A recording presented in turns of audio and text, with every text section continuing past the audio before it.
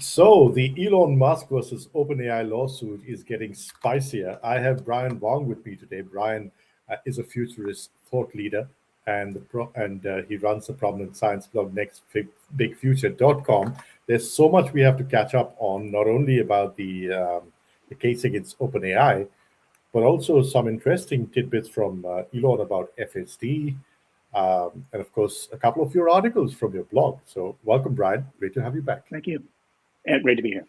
Let's start with the spice. The spice must flow, and surely it does. This, of course, is part of the discovery in the case shared by S.E. Robinson Jr.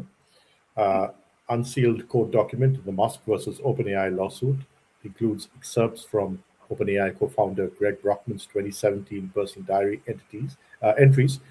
Brockman wrote in September 2017, "This is the only chance we have to get out from Elon. Is he the glorious leader, quote unquote, that I would pick? We truly have a chance to make this happen financially. What will take me to $1 billion?" Oh boy, this is getting spicy. Explain this for my audience, please. What is going on? What is this and the implications? So at this point, Elon has invested, I think, about $50 million, $40 to $60 million into OpenAI. This has provided about 60% of the funding that they have at this point. This is, well before ChatGPT. They're looking to scale and do things, and they're still nonprofit. And Elon wants them to stay nonprofit, although he's offered them being folded into Tesla in some way to become that. But Brockman, who's co-founder with Sam Altman, he wants to become a billionaire, a valid desire. But he, I'm not sure how open the discussions were. I think they're probably pretty open. It's like, hey, we're meeting together, we're talking about this stuff, and I want to become a billionaire and all that kind of stuff. And Elon's thinking that it should be the opposite of Google, that Google was closed and not open, and it was for profit and not nonprofit, because he's concerned about where AI goes. And they are getting an opportunity to get funding from other sources, perhaps from Microsoft, other places, to enable them to become what we know they became, right? Where they get to $800 and some billion valuation, and they become a huge company. But they're still not for profit. They have this weird structure that they have in order to kind of like get around the not-for-profit issue. And they want to fully convert to a for-profit company, and that's the lawsuit that Elon's putting out to block them from that. Yeah. How damaging is this? I think it clearly shows the intent for them to say, hey, we want to get out from being nonprofit. We want to go back against things that we're promised Elon. But it's, it goes to a jury trial. So, like, what do the individuals, how do they view it, right? How the general public views it may not be aligned with what the individuals do, but presumably you have good lawyers that would then kick out, try to get something neutral. Like you have lawyers on both sides trying to get to a neutral thing. So the question would become, is it okay, based on the jury's thinking, that they were nonprofit and were going against the intent of agreements that they had before? Or do they say, well, you're all big boys, anything goes? It's unclear how that will be settled unless you have everything. But this is clearly evidence that they were planning to do it, they wanted to do it, and then they were violating it and all that kind of stuff. So is this part of discovery, or are we expecting more documents to come out? I think this was part of discovery that happened before. So the discovery probably started April last year. And so thus we don't get the diary from Brockman until they ask for it and get that information. So this is being revealed. So it was, based upon verbal discussions that weren't recorded, Elon knew what Brockman and them were thinking, and so then he could say, "Hey, ask them for these documents." I know that Brockman writes his own diary. I want to have that information, right? Or other investigators figured that out. So this is so the secrets clearly were fairly deeply dug into, so we know what it is. So then the question is, now that you have this evidence of this scale, knowing all the conversations, recorded, unrecorded, notes, then now sort it out and determine what contracts are violated, what agreements do or do not hold. And some of the agreements, like he's trying to break up the agreement with Microsoft, between them and Microsoft, that kind of stuff. So basically, like anything that would, it's all out legal war in that the top competitors for AI are XAI, Grok, and Elon. And then you have OpenAI / Microsoft and Microsoft by itself. And you have Google and you have Anthropic. Those are kind of like the main players in all this stuff. And OpenAI is getting more vulnerable. And if they can be slowed down in their fundraising and slowed down in the implementation, if they miss a whole generation of being able to make a $200 billion factory, something they want to deploy $1.4 trillion of it, then that would cripple them as a player. It could force them to fall behind, just like Meta has fallen behind, right? So once you fall behind, then you're less relevant. It's tough for you to raise money. So even just slowing them down would be a huge win in the battle that Elon's having with them. Yeah. I just want to quickly share this latest article from CNBC and TipRanks as well. This is OpenAI warns investors to prepare for deliberately outlandish claims, in quotes, from Elon Musk.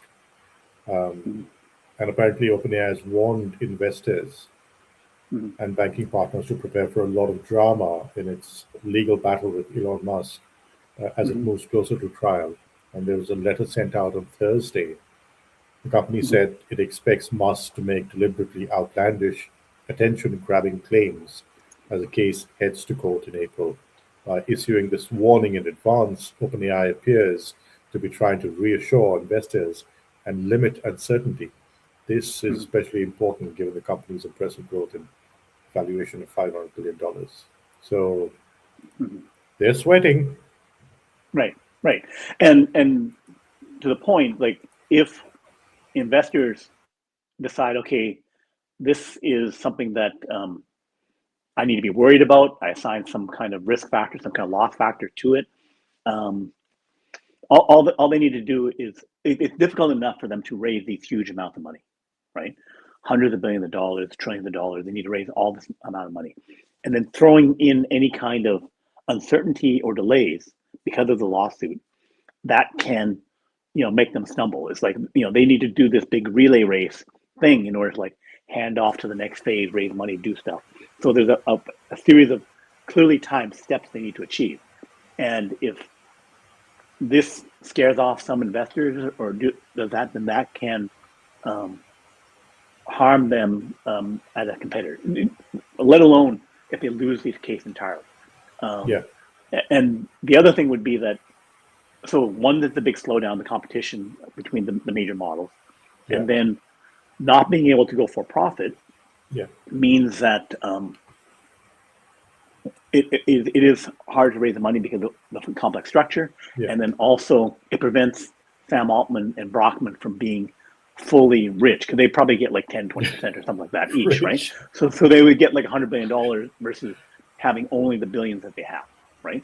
So it's causing multiple problems. It's not looking good for OpenAI, even on the product front, as you obviously pointed out. Gemini's getting a lot of traction. XAI is trying to get more traction. A lot of traction. But the bigger thing for me, the bigger concern, Brian, is so this is supposed to be one of the most pivotal year, if not the threshold year for real world AI, whether it's intelligence AI or embodied AI, right? And you're looking at um, real world revenue models, Mm-hmm. and subscriptions will just not cut it. Right. Right. What's OpenAI's differentiator, unique selling proposition in this scenario? How do they Well, continue to raise, I mean, the sort of funds for valuations that they've been getting? It's bizarre. so this goes to something that we'll talk about later, which is that the big goals are solving and making massively more productive coding with AI, and then also accelerating the progress of science and scientific discovery, math, physics, etc. Right? So, and then delivering real world AI. So there's 3 or 4 major things that are what the ultimate valuation is. We have enough business improvement, productivity improvement, enough research paper usefulness for things to justify, $100 billion or $200 billion per year of revenue and significant profits, which justify the current build. So the people who say that there's going to be a big implosion, I don't think that's the case. And there's significant evidence that this year we're getting to a large part of the bigger dream of research will be faster, right? And coding will be massively improved. So those will be huge groundbreaking changes that if you get to those major deliverables of superintelligence, then the explosion happens. But then the question is, how much does each get? Does they all do it, or does only 1 or 2 do it? And 1 or 2 clear leaders in the area that make a difference. That is what we don't know going into 2026 and then 2027. Yeah, in fact, let me just bring up your article. This is from your blog, nextbigfuture.com, and I'll put a link to this and another article from your blog that we will discuss. I'll put it below the video in the description. This is what you were talking about. AI, Yeah. XAI Grok 4.2 and Open 5.2 are solving OpenAI significant- 5.2, yeah. OpenAI GPT. 5.2 are solving significant previously unsolved maths proofs. Yeah. Take us through Yeah, so this. this was a Bellman function, which is just complex. It's a lot of stuff, but basically a paper came from a professor who has early access to Grok 4.20, right? And he says he and a student used it to an important function, this Bellman function, and being able to enhance and do stuff with it is a significant breakthrough. Also, OpenAI GPT 5.2 was solving something called Erdős problem. So the Hungarian mathematician who was very prolific, and he solved a bunch of problems. He also said there's 1,000 problems that I think are really, really interesting problems, and if we could solve them, that would be a great thing. And so for decades, those problems have been out there. So it's not quite like a Nobel Prize. That's kind of like a tier down, but it's like beyond regular PhDs, right? It's kind of like this series of from a really smart guy, really smart legendary mathematician, saying here's a bunch of things that would be very useful for us to get, and knocking off some of them. So they basically 1 a week that they're getting, perhaps 8 of them. Terence Tao, who is considered one of the greatest mathematicians alive today, who did a bunch of great things when he was like a teenager or something like that, in terms of like winning math Olympiad, I think by the time he was like 12 or 13. Yes. Prodigious. So he went and validated and said, yeah, some of these things before were just finding solutions that were already out there, but now they're actually creating new proofs. He also mentioned how it's AIs, I think it's several of the models, can speed up the work.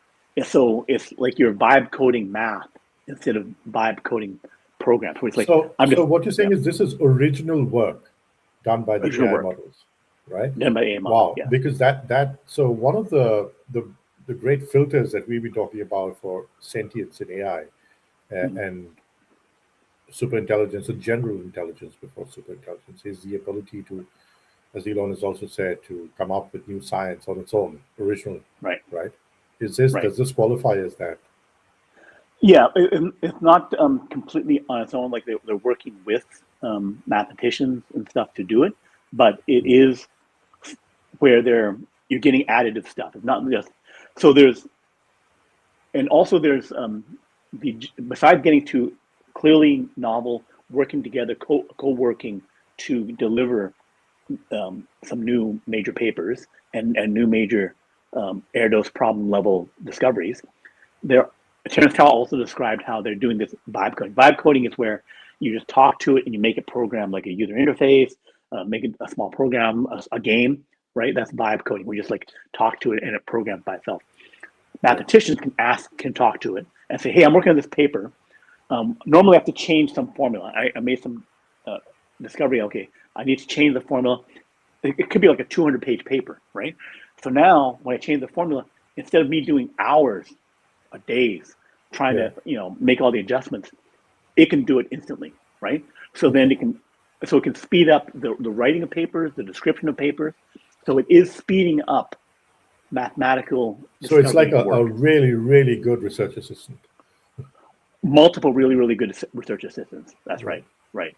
And so like everyone can have a team of like 20 interns or something like that, or postdocs, and then now everything is being sped up that way. And also it's let you do stuff like let me consider 100 different ways we could crack this thing, right? Like I'm working on a really tough problem. I have 100 different possibilities I go to, not like random, but like using my knowledge of math, I can say, here's reasonable possibilities of what I can go through. And then you can explore that tree of possibilities and then come back with what's most promising and that kind of stuff. So again, it lets you do a directed search of an exploration of which, that could have taken, that could be a lifetime of work for someone to say, okay, for sure. I'm going to spend a decade, trying to look at 100 different possibilities that are all plausible that I need to try and like check and verify to see what actually works better. And so now AI can speed that up. Again, an army of interns to help you do it. Promises being fulfilled. Promises being fulfilled, yes. Yeah. So if we're already at this level, that means automated mathematical proofs is coming. Other areas like physics, which is highly mathematical, that could happen. You could also see that happening in engineering, or with drug discovery, or with materials discovery. That you could speed up that work, and also the description and dissemination to other people. Saying, hey, here's what it is, and it helps me describe my idea. So you're in the realm of the mathematicians can uplevel themselves into the realm of pure theory, but with enhancement from a team.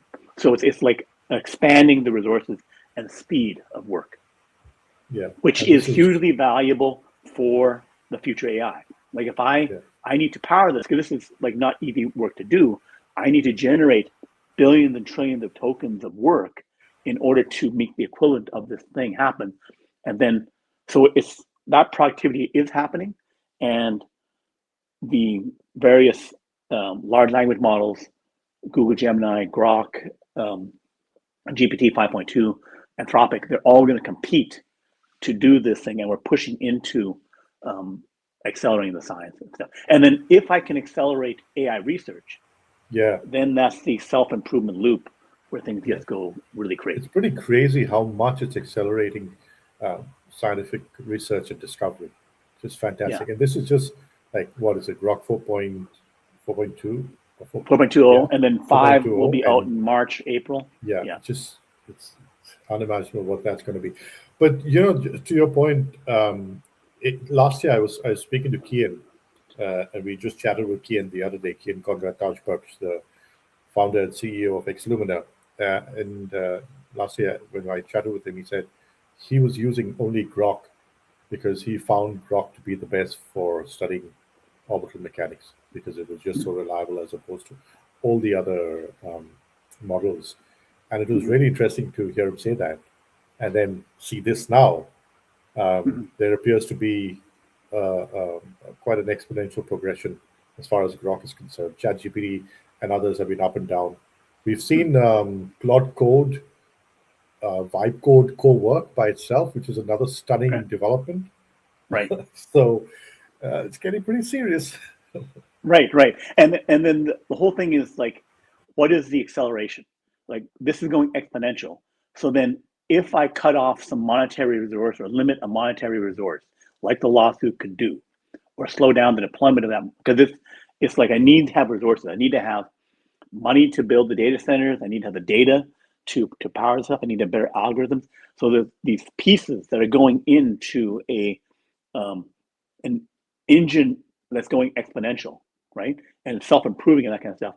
So if I slow up one part, it's like I'm, reducing the oxygen going to a fire, right? And I can make the fire smaller or whatever, and that could be sufficient to determine who wins or who loses. Yes, indeed.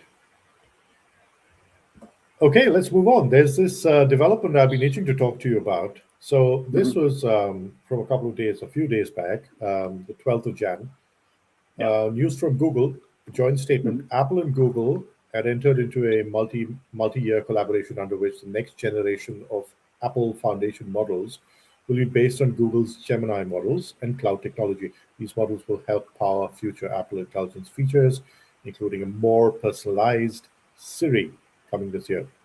After careful evaluation, Apple determined that Google's AI technology provides the most capable foundation for Apple Foundation models and is excited about the innovative new experiences it will unlock for Apple users. Now, Elon responds to this saying, this seems like an unreasonable concentration of power for Google.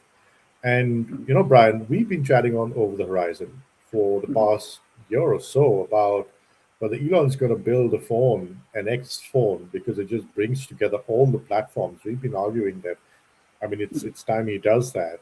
And I want to just play out this soundbite. Nick Cruz-Patane just shared it. Very interesting, because this is Elon Musk last year on Tesla making a phone on the Joe Rogan podcast. Let's listen to this.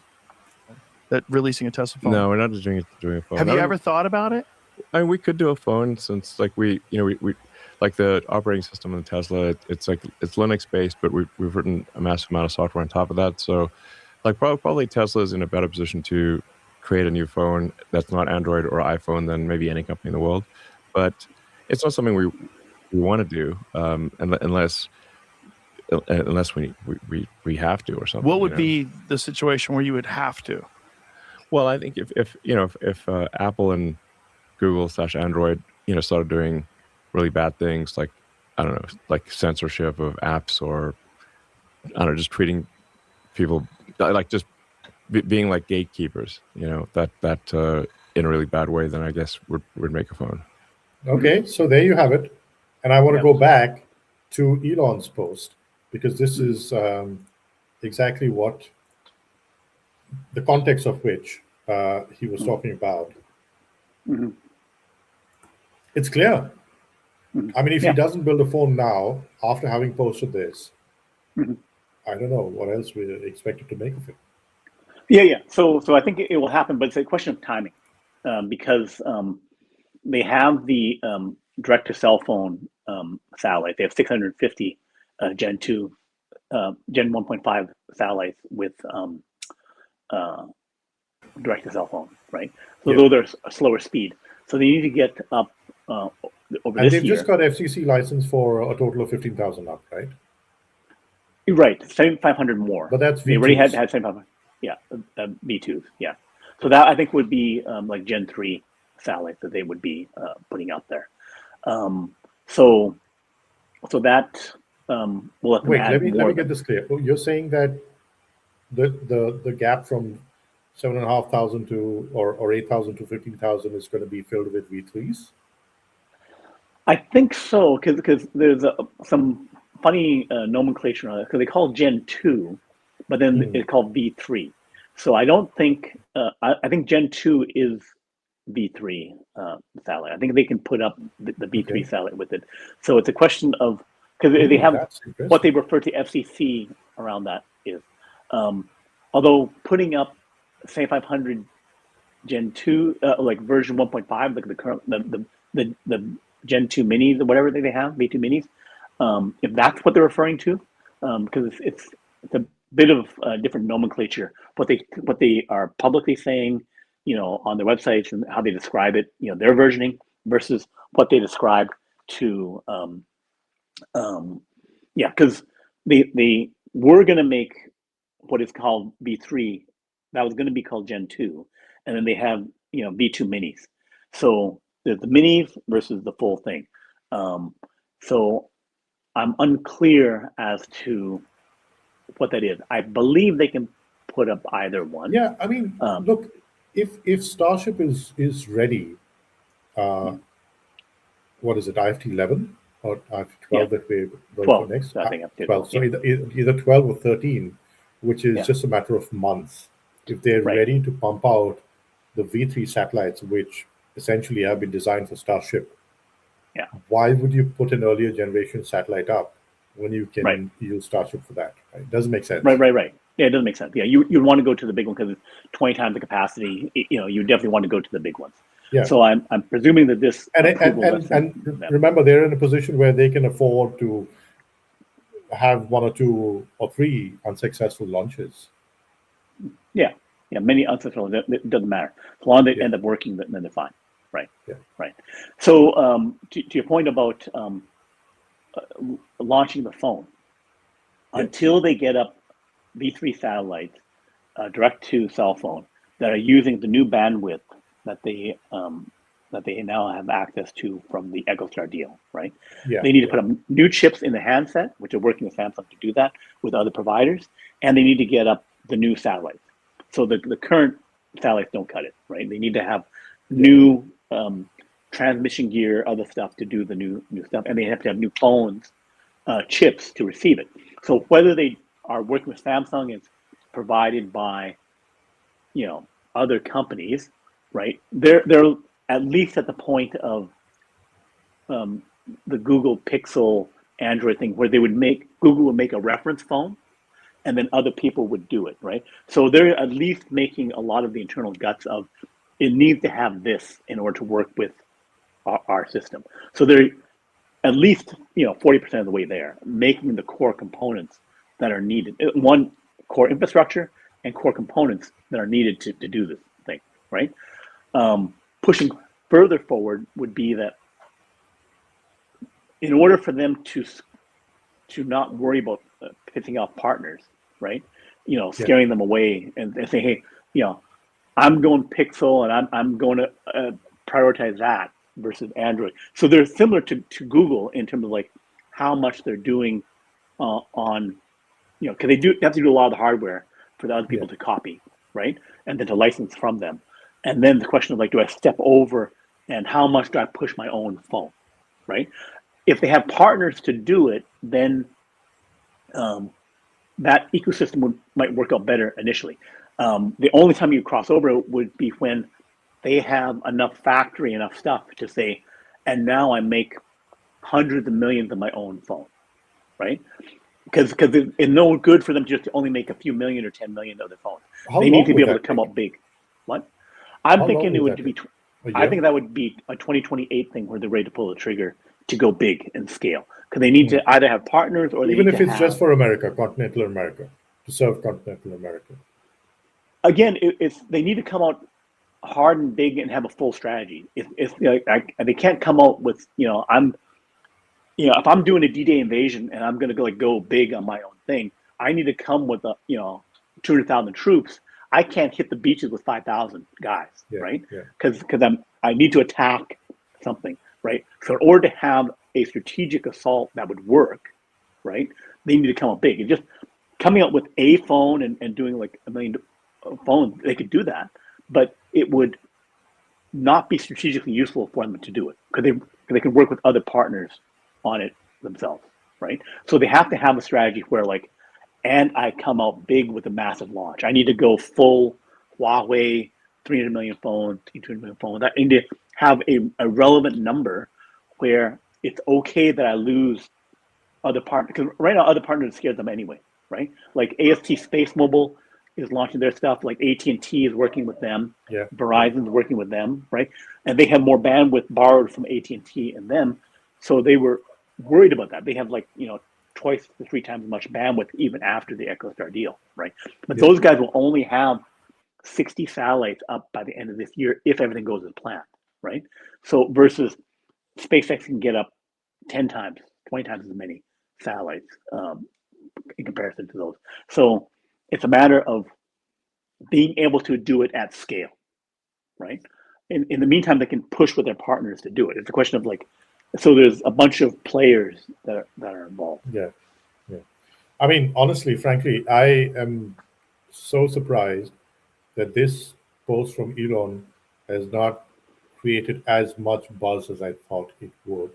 I don't know if a lot of people have kind of missed the implications because of, I mean, this just underlines the argument that Elon has been thinking about this for a while. Yeah. And obviously, he doesn't want to take on another project unless he absolutely has to. But if he does, he plays to win. As he often says, he loses a few battles, but he always wins the war. Well, the other thing is that they don't have, all the marketing, distribution, other things like that, right? It's not just making a lot of the phones. You have to like get people to buy them. So that means I need to have. I guess I have my own network. I don't think there'll be any shortage of customers for an X phone, because it's. I mean, look at the proposition, the value proposition. You literally have a phone that brings together the entire economy on one device, right? And that device serves you everywhere on Earth. Right. But the other thing would be that he was just doing a Me Too phone, but with my own back end, right? Yeah. That I think is less interesting than him coming up with an entirely new version of it, saying it's an AI first phone, right? That's what we talked about, edge device, AI first phone, right? Yeah. So if has the AI to deliver it, then it becomes a huge success because he wants to have something that's clearly differentiated, right? So an AI first phone is what he wants to do. And the other thing would be that with bots can also, humanoid bots, they can also be the next level personal device. So you have smartphones, you have iPads, you have laptops, and then an entirely new form factor of a humanoid bot, right? Yeah. A humanoid bot can have 20 times, 100 times the compute power and memory of these other things. And it can just walk around and you can talk to it. So the weight of it being 40 pounds, 40 kilograms is, I wouldn't be able to carry that around, to the whole server, right? But it's a walking server, right? That has these other things. So it's clearly differentiated, right? It's like it's doing something completely different. So I see him wanting to do completely differentiated products. So one, several paths to it, and simultaneously is the humanoid bot is the AI next level personal device, not like phone, but an AI first phone, AI first personal device, and then a phone that will also be a AI first personal. So he's going to go AI first as a product, differentiated from previous products. Like I'm not going to make, Apple wasn't going to make a better flip phone with a better back-end partner. They have to come with, I'm going to converge things into a smartphone that can bind a bunch of things into it. Now with AI, how does that change the smartphone? How does it change that as a device? So one would be bigger, way more compute, way more memory, walking around in a humanoid bot. The other would be some ultra light system. Ultra light meaning like less hardware, which you talked about on the Joe Rogan thing. A very light, only as a means to pass through. Basically, a screen. The AI cloud, a portal into the AI cloud. Into the AI cloud. Yeah. Right, and then all the apps and other things would go away. So he would. That's how I see him differentiating. So you have that edge device, powered and accessed through. But my point is, does he need to wait for AI to reach that level to launch a phone? I think not. No, he doesn't. But then it goes to the construction partner that he wants to come out with 100 million, 1 billion of these devices with sufficient partners to do it. So he's gathering his forces. If you think of like a, beginning a Gladiator or something like that, where you have the Roman army, gathering its forces and ready to launch, catapults of fire and all something like that. He's gathering his forces for an assault against an entrenched enemy. Yeah. And I suppose I mean, strategically, it wouldn't be wise to signpost that. So Right. if you're really going to bring something like that, you need to kind of keep it on the down low. And also, he's willing to work with people who are willing to work with him. He needs to gather, just like Apple and Google work together. He wants to get allies on his side to go do this thing. But the thing is that not many people see him as allies. Everybody sees him as competition. Because he is going to potentially become such a powerful force as these things develop. But I think more should consider how to work with them. Like if I'm looking at my strategy, if I'm having this big company, I'm thinking about, there's a choice of like partnering with others to fight them, or there's the strategy of, working with them. And I'm look at surprised FSD. He had it open. Even open source, like the engineering models for the cars, everything. I mean, he's even the charging stations. It's just, I don't know. It's just so weird that people kind of. Well, the thing is, they didn't have, the old line car companies did not have the technological foundation in order to be a good partner. Like he said, some of them wanted to do it, but they weren't able to go scale. They were saying, okay, I will do one model out 5 years from now, right? Which would be like 10,000, 50,000 units per year. It's like, well, that doesn't do anything for me. I'm making like a few million, 2 years, something like that, right? So, and then they all wanted help. But, you need to give me over the updates, and you give me this and that because I can't do it myself. It's like, it's like a horse and buggy company saying, like, help me make, the carburetors and the other things. It doesn't work. Okay, so let's take a look at another post this week from Elon. Pretty interesting, controversial in some ways. Saying Tesla will stop selling FSD after the 14th of February. FSD will only be available as a monthly subscription thereafter. Oh boy. Yeah, so basically this is them, Tesla getting full control over their pricing for FSD. So by having people being able to buy it totally, then that they can't change and adjust the pricing as they need to. It's also a bit more difficult for them to, but not impossible for them to have, multiple tiers and stuff. It just gives them dynamic control over the pricing. If you're doing an Airbnb model where you're doing it as a business, I'll charge you more. So if you change from I'm buying it using it for my car for one thing versus I'm buying it using it for something else, then they can get differential pricing in there by controlling what you do. So you don't have full ownership of it. You can't just do whatever you want with it. I think it's basically that if you owned it, you could just do robotaxi and then make $40,000, $50,000 per year. So it's just I think it's a signal. It's a signal that FSD is nearing readiness for unsupervised rides. I think it's clearly indicating that they're gearing up in the next few months to have that happen and happen at scale. And do you think all that would remain would be the federal regulation for autonomous vehicles, which again is in progress? Right. But then they're allowed to do certain states. They have permission on certain states. They can do anything they want in Texas, Nevada, Arizona. So there's other places they can go even before that. Okay. But then having a broader federal regulation would be a good thing to have. Yeah. Oh wow, that's an important signpost from Elon then. Yes, it is. It's good. We could see the robotaxi network blow up in February. But then would this also? So I don't suppose he would open it for private cars, the robotaxi network, not just yet, right?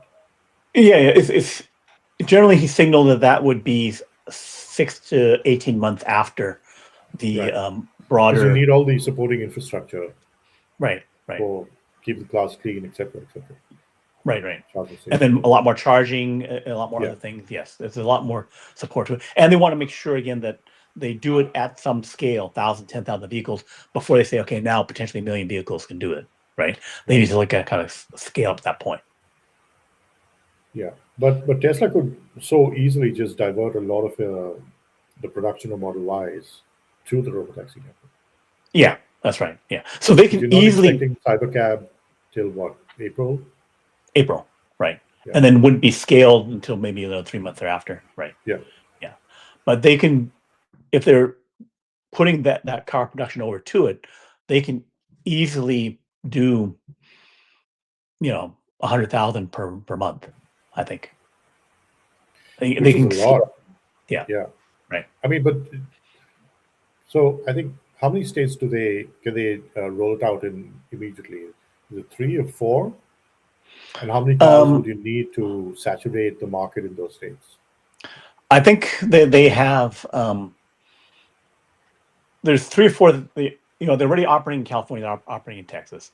They have advanced approvals in Arizona, Nevada, and Florida, right? So they can get to 8 different states, and then there's about another 7 that are pretty open, just a matter of just applying. If you're willing to take the risk, they can do it. So they could do 15 states. That would be probably about half the population of the United States. I think they talked about that. Half the population of the United States they can get to, right?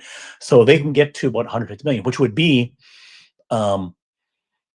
millions of cars per year. It would a sufficient market to do that. If there was no overall federal legislation that's saying you're not allowed to do this thing, but I'm pretty sure that, and it's signaled by the administration, by Trump, by Lutnick, etc., that if you start showing this robotaxi thing, they will then clear out the legislation to make it happen. So if they start scaling and do, okay, we allow you to do 10,000 and you fill it up, they'll say, okay, yeah, keep going. Don't slow down. I was just looking for a rough estimate on the number of ride-hailing cabs that exist right now in America across states. I think it's in the ballpark of about 200,000 plus. Of ride share, the Waymo type things, or just Uber? No, I mean just Uber and Lyft and others. Okay, so Uber has about 6 million drivers and cars, but I think that's worldwide. So I think the U.S. operation is about 1.5 to 2 million total, and then it overlaps with Lyft, where you see people doing Lyft and Uber. Yeah, and some that only do Lyft. So I would ballpark it about 2 million rideshare vehicles in the United States, and they're doing about for the Uber part, I think it's about probably 30, 40 billion. 200,000 to 300,000 per state on average. Per state? If you divide them. Oh, per state. Oh, well, probably again you have. I'm trying to get a sense of the numbers that you need to saturate a state with robotaxis. Oh, it depends on which state. So if you're talking about California or Texas, they have like 30 million to 40 million people. So that's like in the range of 10% in the United States. So saturating the big states would be about 200,000 to 400,000 vehicles. Although you could do that because you can get more utility out of your vehicles. You could do that with 1/3 that. So 100,000 could be pretty good saturation of a state. Wow. And then smaller states probably have like 5,000, 10,000. Yeah, for sure. Yeah. Depending on the population and the. But then that saturation up to the level of Uber. But think I'm going to drop prices from $2 to $3 per mile down to $1 per mile. Yeah. So then that would expand the market by 10 times. So then I need 10 times as many in order to. And then it start eating up into private vehicle ownership as well, because if you have a robotaxi at your beck and call at any time of day or night, why would you own it? Right. So significant saturation at the $1 level probably needs about 10 million vehicles. So you want to have America, across America, and then you want to have the trillion miles or so roughly that you want to deliver. So that'd be $1 trillion that you'd be doing. Yeah, wow. Yeah, it's going to be fascinating to watch this evolve. It's going to have so many impacts. Yeah. Okay, let's shift gear, and we've got some interesting posts from Aaron Burnett of Mark 33 to discuss. This was regarding SpaceX. He says $30 billion from a SpaceX IPO should be viewed as a time compression tool. SpaceX generates meaningful cash, so IPO capital pulls forward existing compounding loops rather than unlocking new programs. With this in mind, we believe the use of funds for most likely falls into these four buckets. Number one, Mhm. Starship manufacturing infrastructure. Two, Starship vehicle production. Three, Starlink V3 satellite build-out. Four, Starthink orbital AI compute. And then there's another post from him where, let me just share this. He says, financial circles have gone from mocking orbital data centers to quietly dismissing them as a 2030s pipe dream behind closed doors. Few are noticing China historically, a second mover, is already ahead in orbital compute in key ways. They've launched Pathfinder satellites for 2,500 satellite three-body computing constellation, whereas Beijing Astrofuture proposes a 16 gigawatt architecture in the narrow dusk dawn SSO slice. It's rare for a backend player to make SpaceX's orbital compute plans look modest. They lack US innovation breadth, but orbital compute, similar to the energy generation edge, thrives on centralized strategy with massive capex. Okay, so take us through your thoughts, Brian. Okay, so we look at this post. So one, I believe that SpaceX IPO could raise more funds. That I think they need to get not so much. He talked about pulling forward the unit costs as a kind of like a capex spend of the starships and the and some of the factories for the starship production, as well as the V3. So he talks about like calculating how many units of rockets that they make and saying, okay, we make 60 or 100 starships and we buy 10,000 satellites. That's what we spend the $30 billion on, which, they are profitable now. So they can pay for certain other things. So he's looking at the costs that are more easily understood by people. But I believe that the launch infrastructure is also a more important thing. So there you need to build more launch towers, right? Get those approved. So accelerate construction at Cape Canaveral to get more launch towers going there. And it's not just a launch tower, which itself might be only $100 million, $300 million or less, because their launch tower is so relatively simple. But they need to make the tank farms for the natural gas and the fuel. They need to get delivery of it because they want to scale up. So if they have 200 launches of Starship versus 200 launches of Falcon 9, they need to have 5 times as much fuel. And then if I make 50 starships and super heavies, then and I launch them 20 times a year each, right? Like twice a month or something like that. Then I would have 500 launches, right? Yeah. So you need the ground infrastructure ready for that, which is massive. You need to have the ground infrastructure equal to that. Yeah. And then you have the factories that are beside it that are producing things. Yeah. So those are some things that matter. I believe that getting to, like, we're just short of 200, 170 launches of Falcon 9, right? And they have approvals to go up to about 200 launches of Starship, like 150, something like that. But a few more approvals they can expand per year, right? From existing facilities, right? Yeah. So then they are working on going from 3 launch towers to 6. So then potentially they could go to 400 per year. And if I up the intensity and launch more frequently, then I can get to 800 to 1,000 launches per year. But I need to then have not just, so in order to do that, 1,000 launches per year, if I have 40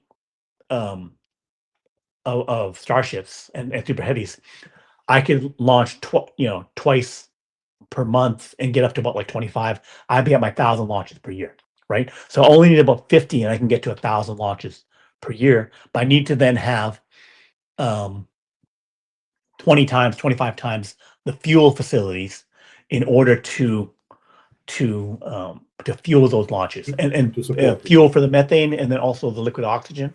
So you need to scale those things up in order to enable this launch cadence. And then the reliability has to be there. So that's how good it is in order to not interfere with air traffic around Florida, right? I need to get that reliability up there. So there's a bunch of things that way. But in terms of the scaling up I see launch towers, tanker facilities being needed to be built. They were probably only looking to go to 100 to 200 launches of, let's see, if I have 200 launches, 60 satellites, 100 satellites, that could launch 20,000 satellites, the V3s per year, which would get me over 3 Let years me just to the bring up your tab here. yeah.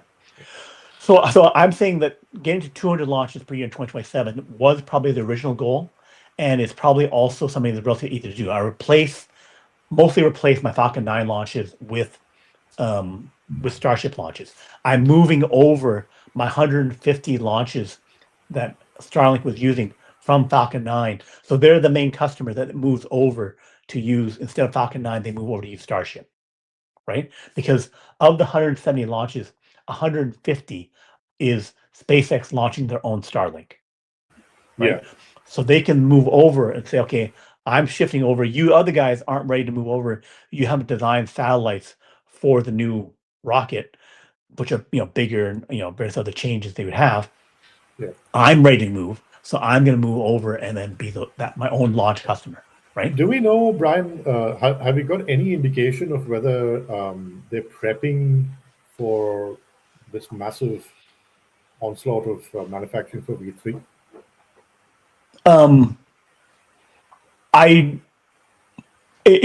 If they're doing this build out to say, okay, one, I want to have 50,000 satellites for V3. I haven't been fully FCC approved, but I want to be ready to go once I get the approval. They would be in talks. They would know, okay, I'm close to the approvals. So then, Exactly. everything about what they do, they need to at least make the same 500 or 15,000 V3s that they're going to be approved for the high-speed internet and for direct-to-cell phone, right? So they haven't been approved for direct-to-cell phone. They've only got high-speed internet. So that 7,500 that they got approved from the FCC, they need to be able to make those 7,500. So being able to make 7,500 V3s this year. The direct-to-cell is something that they could just turn on later, couldn't they? No, because the Same direct-to-cell. hardware? No? Same satellite hardware? No. The hardware is different. The direct-to-cell versus high-speed internet hardware is different. Different transmitters, different. There's differences in the hardware. Also, they want to put the direct-to-cell phone in a different orbit than high-speed internet, so they can put it into a lower orbit than the high-speed internet. So that's why they say, hey, I want to put 15,000 over here and not 100 miles higher. Okay. So the high-speed internet orbit is low because you need to be low enough for low latency. High-speed. Right. But the direct-to-cell phone is even lower. Even lower. Wow. Okay. Even so lower. That means you'd have a much larger number of satellites from the constellation degrading over time, and unless they keep constantly kind of, which obviously they will, but raising the orbit to maintain functionality. No. They want to keep going closer because they can launch so cheaply. For them, it's like, other people would say, oh, like AST Space Mobile, we're going to launch 240 satellites. They're bigger, they're going to be higher, right? And then we get the coverage, right? Yeah. SpaceX says, because screw we got a that. wider shadow for each satellite. Yes. Right. We're going to go to 15,000. We go lower, and we'll have to have 10 satellites versus your one. But I'm okay having 10 times, 20 times more satellites. Yeah. So they want to get closer and closer. They have no monetary launch barriers to going more dense. Yes. Yeah. Other than the FCC has to approve it. Right. Yeah. Which, I mean, yeah, shouldn't be a problem. Right. Okay. So I think that they will be not just the SpaceX manufacturing, which again is not that big a deal. It's like making 50. They already have comparable numbers with the Falcon 9, right? So then, especially if I increase my reuse rate, like if I can launch, they launch right on the tower. So instead of taking 2 weeks to 8 weeks to relaunch my Falcon 9 booster, because it lands out onto a drone ship, the fastest they've turned around, I think, in like 8 days. I can launch same day, so I can get 5 times more use. Just bring it back to the tower, refuel it, and up it goes. Right. So then theoretically, I could get like 50 launches. The upper stage I will have to come back. So they have to have more starships because the upper stage going to orbit it's going to have to go around the Earth before it can land in the right spot again. Yeah. So it could, if we've gone for 2 days, the booster, it can come back in 6 minutes. Fewer boosters, yeah. So fewer boosters, right? Yeah. But so the construction of, because they have such high reuse, the construction of the starships and the boosters is not that big a deal.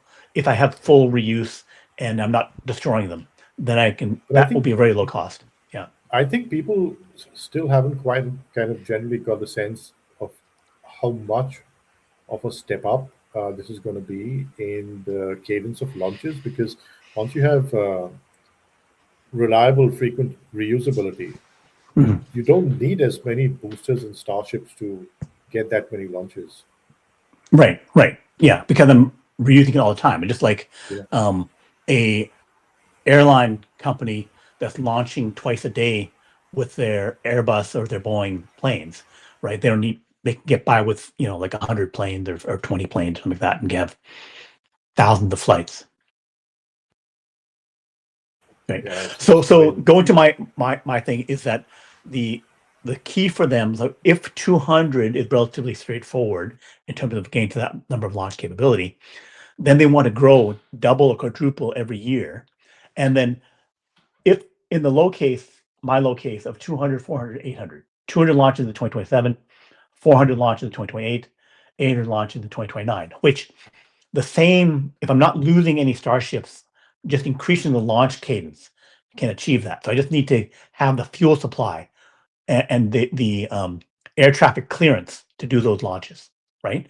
Then if I have the factories to make these things, whether I'm launching 7.5 megawatts per launch, so basically about 50 satellites that have 150 kilowatts each, that'd be 7.5 megawatts. 10.5 gigawatts of over 3 years, that's still a huge number, right? That if I could have that dedicated for my AI data centers, and I'm assuming separately I'm doing launches for the high-speed internet, 500 launches for all my high-speed internet, all my direct cell phone. Then, at that 7.5 megawatt per launch, 10.5 gigawatts, it would cost them $8.4 billion, but it would cost someone else like $500 billion, right? $500 million, including the chips. So the chips I still need to pay for, but but then with the terafab, that's going to change. Right. But it'd be still $100 billion or more for the power systems, the grid, all the other things. So, and then just being able to do it, put it up there instead of leaving it down here, is worthwhile. So just getting to that level of capability of 10 gigawatts over 3 years would be a huge achievement. And then if I can improve from a version 3 to a version 4 and launch 240 tons instead of 120 tons, or do other things with launch cadence, then going to 63 gigawatts, that will be close to the level of install for the rest of the world on the ground over the next few years. That's the projection going forward. So it doesn't take SpaceX that much in terms of number of ships.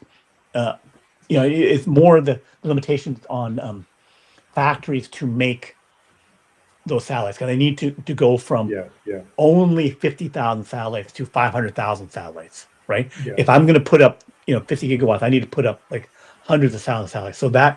So it's launch facilities and even more production of satellite production that are the limiting factors, less the Starship itself. Yeah. And I need to up the intensity of my usage of those Starships. And then talking about the Chinese guys, they were talking about doing 16 gigawatts by 2035, right? And actually, they may even be that they only want to get their first gigawatt up by 2035, right? So their time frames, again, are like just promising a number. It's like, how long does it take you to do it? And that's if they hit their targets, right? So not ahead. Just because I put out a press release doesn't put me ahead, right? So they actually have to do it, and they haven't launched. They've launched some prototype things, but that's again not ahead. It's like, can you scale? Because SpaceX has 650 V2 minis that are delivering direct to cell phone, right? Versus,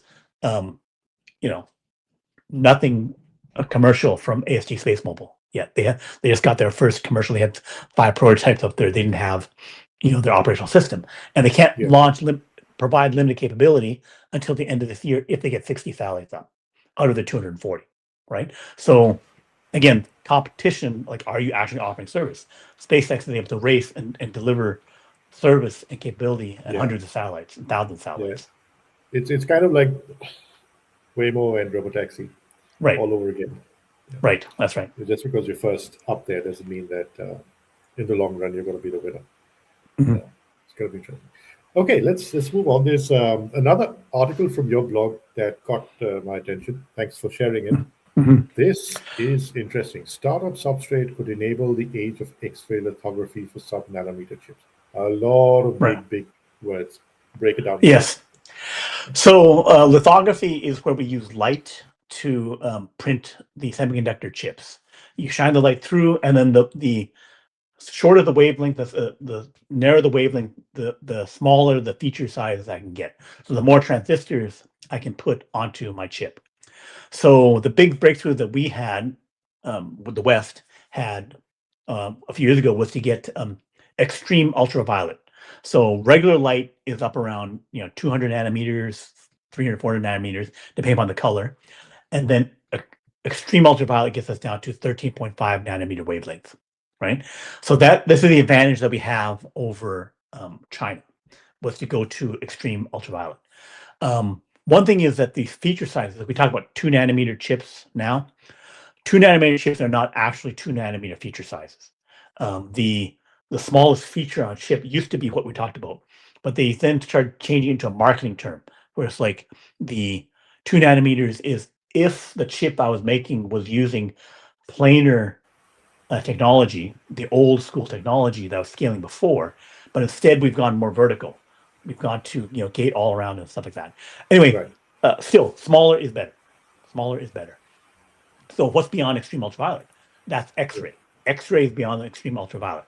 So now, but how do I generate X-ray? Like, to generate extreme ultraviolet, I need to create a hit like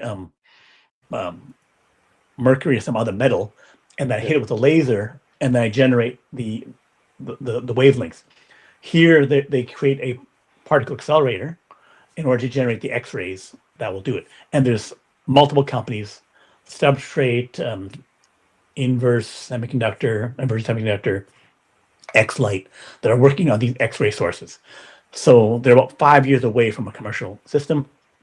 Substrate claims that they have generated 12 nanometer features. So roughly in the range of an advanced chip. You really need to get around 7 nanometers to 3 nanometers to kind of like be advanced, but they're in the range of doing something interesting with it. So that means they've solved a lot of things. Substrate wants to do a vertical stack where they change all the other parts and do a full fab of it. X-Light and Inversion want to just create light sources that then, a component that works with TSMC and Samsung fabs or ASML. So be a component supplier rather than doing the full stack. But the point would be that within 5 years or so, we can get to the next level of chips and get to smaller feature sizes for it. They've claimed to get to 0.25 nanometer of accuracy across the wafer. So that consistency is something that you can conceivably get to true sub-nanometer feature sizes. And that's possible. But is that high dependability? Because then you have a lot of chips that would need to be tossed away if you don't get right. There's issues around that you're getting into quantum effects when you're getting that small quantum effects cause errors and that kind of thing. So there's huge technological lifts. It's not just simply just shrinking it all down. So there's shrinking down, making everything else work with it. So these are huge challenges. But and also don't forget that when you build the fabs and the factories where these chips are produced, you need to be able to find just the right environment. You can't have any sort of, you can't of course clearly build it in an earthquake prone zone. Just the slightest vibrations could just pour water Missing on them. all your plants. Yeah. So Right. that's not- The counter to all this thing is that Elon has said that you may not need to go down to even below 2 nanometer. That maybe you can get by without that. So the question is, our previous discussion about how many chips you can make is like, Yeah. if you have good enough chips at the 2 nanometer level and can make enough of them, I can make 100 times Yeah. more.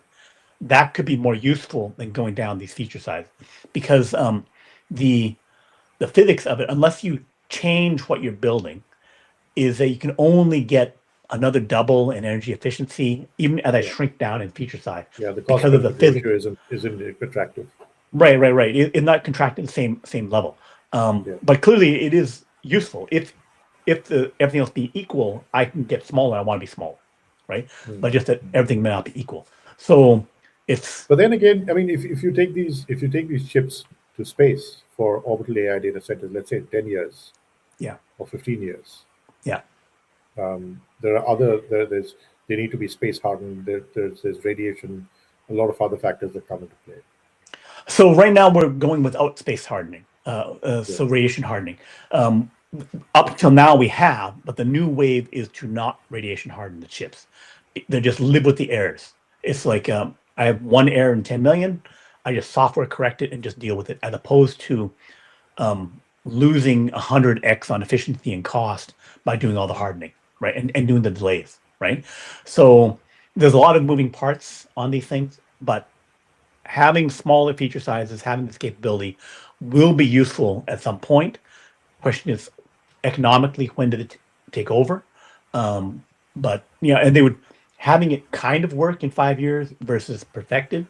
You may, in order to get a lot of it switched over, like it took a long time for us to switch over to EUV, right? Yeah. It was like a whole step change. It was not just EUV's here, great, let's roll them in, roll the other things out. No, it's over 5 to 10 year shift. Like, and also these semiconductor fabs, they cost 20 to $30 billion. They'll cost $50 billion.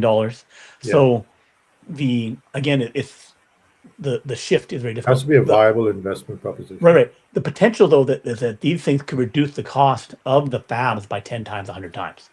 So that is the other factor that'd be more important, is that if it all works as described, it could reduce the cost of the fabs, reduce the cost of the wafers, right? So potentially by making it less complex, I don't have to do 20 different layers, because I can, because I'm working at the edge of my capability.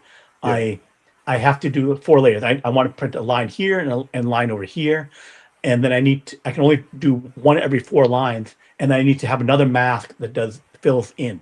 So I'm doing the skipping around, and everything about it is more complex because I'm at the edge. If I can just go straight image and get 10 times more resolution on it, then I can, the advantage is I can skip out all this complexity.